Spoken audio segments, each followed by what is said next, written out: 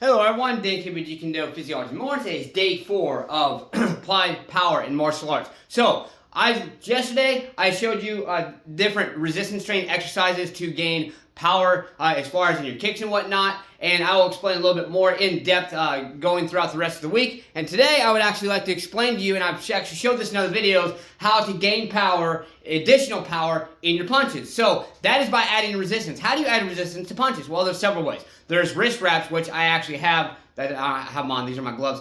There's actually wrist wraps that you can get, which I have 2.5 pounders, 5 pounders, okay? The only thing that sucks with wrist wraps, so like with my smartwatch here, it kind of wraps around that sometimes it pauses or will shut my training off. So I do wear them, yes, but also since I have smaller wrists in comparison to my forearms and whatnot, then I have to actually wrap them tighter, and when I do that, I have to wrap them so tight, and sometimes it cuts out the blood flow a little bit. I mean, it's just something temporary, but the thing is, there's different ways, and I'll show you.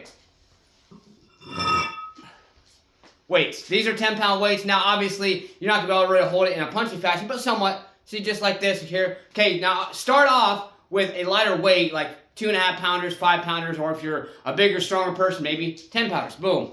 Okay, so stay in your position, and just go here, however you want to do it. You can kind of even do hooks a little bit. Okay, I've thoroughly warmed up. I'm actually in the middle of my training making this video so that I can do this next step when I'm thoroughly warmed up, because you definitely want to be thoroughly warmed up for the next thing I'm going to show you. Okay, so kettlebell. Like I said, I've showed this in some other videos with the kettlebell. Doing punches with the kettlebell is very effective. Now you want to make sure that you have strong shoulders. You also want to make sure that you're not doing too much weight. You want to get a full range of motion, but you also want to be pushing yourself for the power. I'm going to show you kind of in a slow motion. Obviously slow motion, my arm's going to drop a little bit, but let me show you. Okay, so let's say, okay, we're going to go ahead and do a cross. Let's my left side, let's cross, okay? So boom, but then you want to snap back. You don't just want to boom and drop. No, you won't gain much power that way. You boom and snap back. So let's do a few, okay?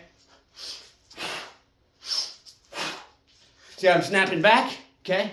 Other side, always work both sides. Snap back. Okay.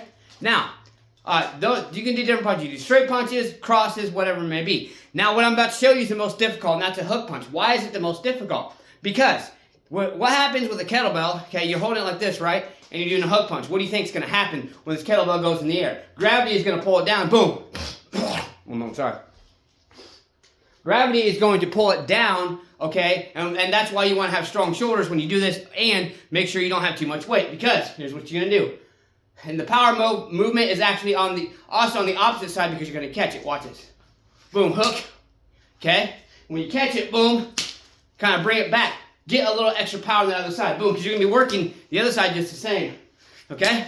Do a few there. Here. Boom. Okay, see it? Boom. Okay, see it? Boom. So that's what I want you to try. Like I said, start with some lighter weight.